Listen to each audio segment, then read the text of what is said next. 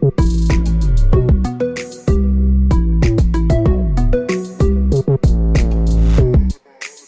Ministry of Education wrapped up its 3-day consultative workshop for the revision of the education curriculum today. The event will see the ministry moving another step closer to a reformed curriculum. Chief Education Officer Marcel Hudson. Over these 3 days, the Ministry of Education has taken a great step, and we're all happy to know that finally we are well on our way with respect to the development of our curriculum in terms of reforming and reviewing our curriculum so that our curriculum could be more relevant to the needs of our people in this country. The event covered a number of topics which encouraged full participation. Well, over the last 3 days, we've been having quite a fruitful time, ensuring that learning and ensuring that we have a framework, a draft framework to move forward. As you know, over a long period of time, we've been looking forward to having renewed curriculum.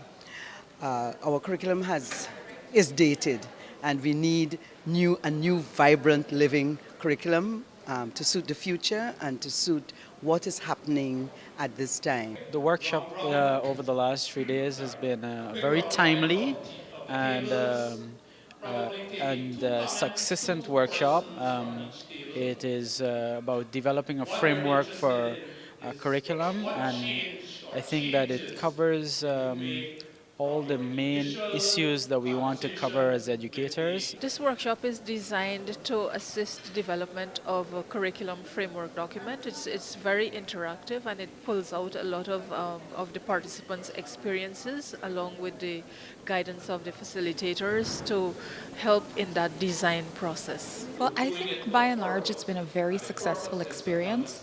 It's not often that we get so many educational leaders from the Ministry of Education, from University of Guyana and CPC working together to come out with a strategy that is uniquely Guyanese. The workshop completes the second phase, which aims at formulating the framework for the Guyanese curriculum.